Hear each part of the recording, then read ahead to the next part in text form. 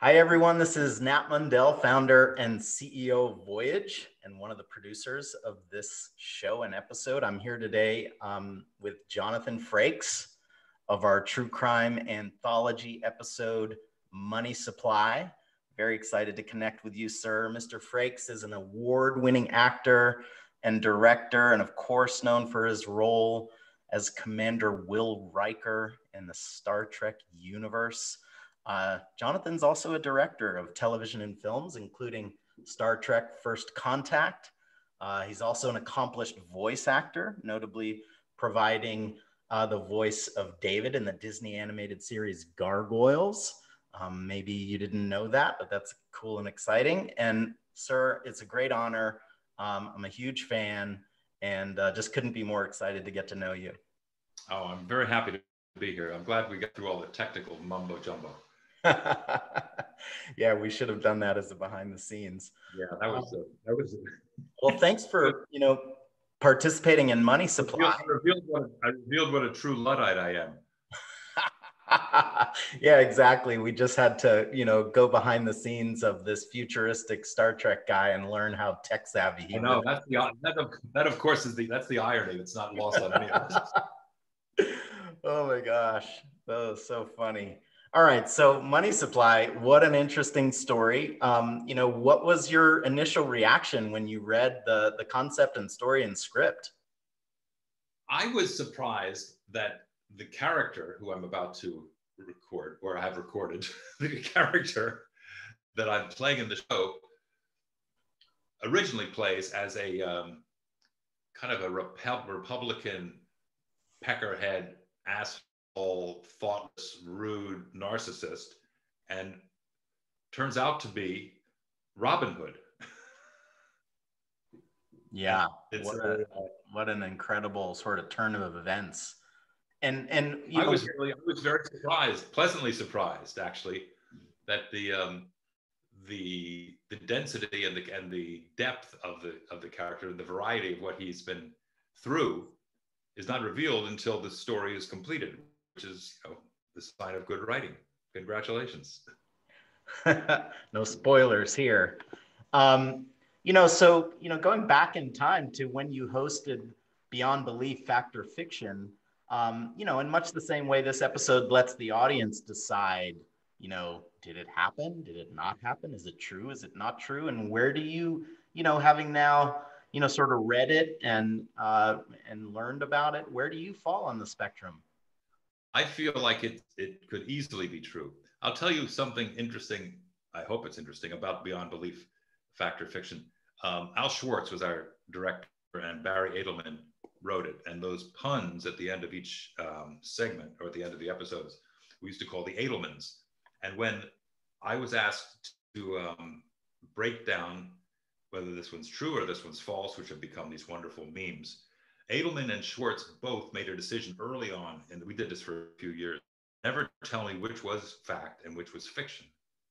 And therefore, my read, if you will, or my wraparound, or whatever we like to call these things at the beginning and end, would not be influenced by my personal knowledge of what was fact and what was fiction. And I think it served the show. It was a wonderful decision on their part, I thought, and served the show brilliantly, so that my delivery of the Edelmans and of the information was on the same timbre, on the same tone, whether it was fact or fiction. And as families gathered to watch that show, they really did argue about what they believed was fact and fiction. They often were as surprised as I was. Yeah, well, that's an interesting theme, and it's actually a theme as we're kicking off this anthology show and sort of creating it in real time and getting to know it through the act of production. It's a theme we're considering bringing forward into multiple episodes, or in fact, potentially the whole series. So maybe we'll have you back. Oh, the idea of fact or fiction? Correct. Oh, and are you going to tell me which this is? Never. Of course not. I don't even know. I mean, it's such an incredulous story. I've been working with the quote unquote creator, or son of the father, for for quite a few years, you know, because we're considering a movie about the project too, or a series. And, you know, I don't even know. And I'm not sure I care to know if it's true or not. It's such an interesting, like, you know, amalgam of so many different things. To me, that's fascinating in and of itself. Well, if the intention was so good for mankind as it feels like it is, it's the way the story is told weaves it in a wonderfully complicated and a much more interesting story than a linear.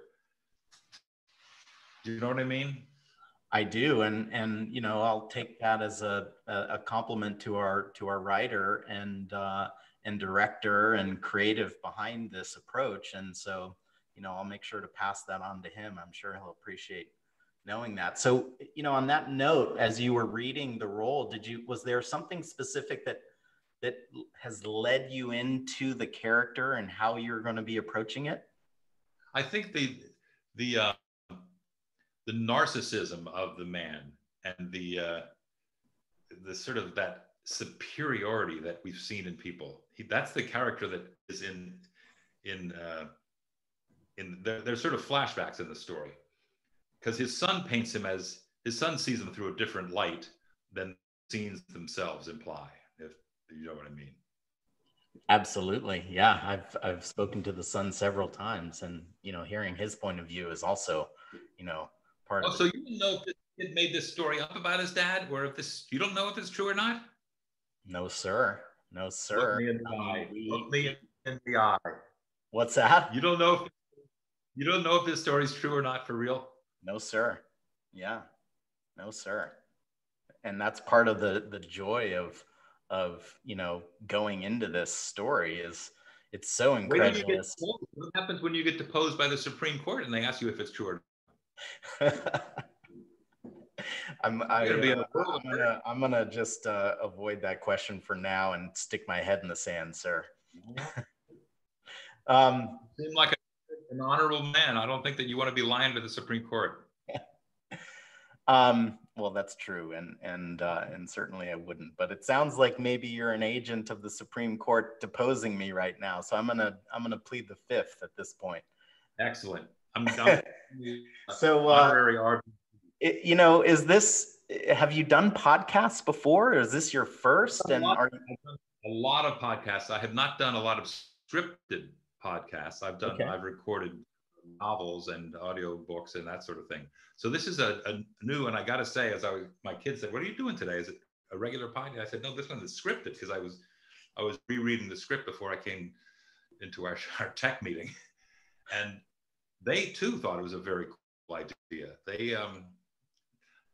I asked, because everybody, as we said earlier in off camera, people now ask, "What podcasts are you into?"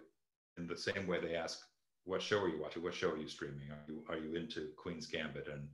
And it has that same sort of judgmental but also informative. I know I have a list on my notes on my phone of people whose opinions I respect who are watching a show that I would like to watch. And now that is also happening with podcasts.